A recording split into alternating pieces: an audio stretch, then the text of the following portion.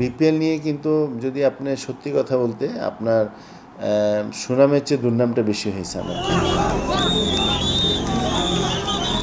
এই বদনাম নিয়ে ক্রিকেট বোর্ড কর্তাদের আক্ষেপের শেষ নেই, তবে এর দায় নিতে চায় না কেউ। প্রায়ই একটা কথা ওঠে, 11 আসরে বিপিএল দেশের ক্রিকেটকে কি দিয়েছে, কয়জন ক্রিকেটার উঠে এসে টিকে থেকেছে।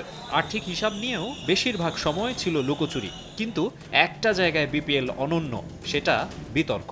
প্রতিবারই হাস্যকর সব কাণ্ডে দেশের ক্রিকেটের ভাবমূর্তি ক্ষুণ্ণ করেছে, অনেকে তাই বিদ্রূপ করে ডাকে বিতর্ক প্রিমিয়ার লিগ।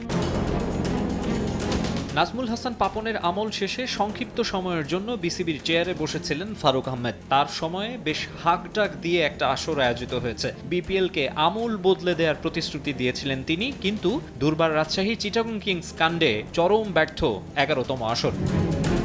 বিভিন্ন সময় উইকেট, আম্পায়ারিং, ইমেজ, প্রতিযোগিতার মান, পেশাদারিত্ব, পেমেন্ট ইস্যু নিয়ে ক্ষোভ জানিয়েছেন ক্রিকেটাররা, কিন্তু সেগুলো আমলে নেয়নি বোর্ড। গভর্নিং কাউন্সিলের হর্তাকর্তারা ছিলেন ধরা ছোঁয়ার বাইরে, তাই খেলোয়াড়দের চাওয়া উপেক্ষিতই থেকে গেছে। সে কারণে 14 বছর আগে শুরু হওয়া বিপিএল ব্র্যান্ড হয়ে ওঠেনি, বরং এ ফ্র্যাঞ্চাইজি লিগ নিয়ে বিদেশি নামী ক্রিকেটারদের আগ্রহ ক্রমশ কমেছে।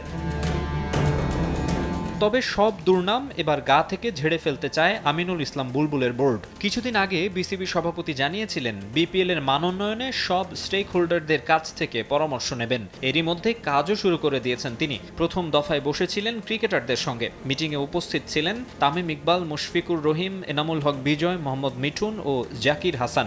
এছাড়া ভিডিও কলে যুক্ত হয়েছিলেন নাজমুল হোসেন শান্ত। এই ওপেন ডিসকাশন সেশনের টাইটেল বিপিএল প্লেয়ার্স মাইক। ধাপে ধাপে সংগঠক ও সাংবাদিকদের সঙ্গেও মিটিং করবে গভর্নিং কাউন্সিল। মাকসুম আলম খান, সময় সংবাদ, ঢাকা।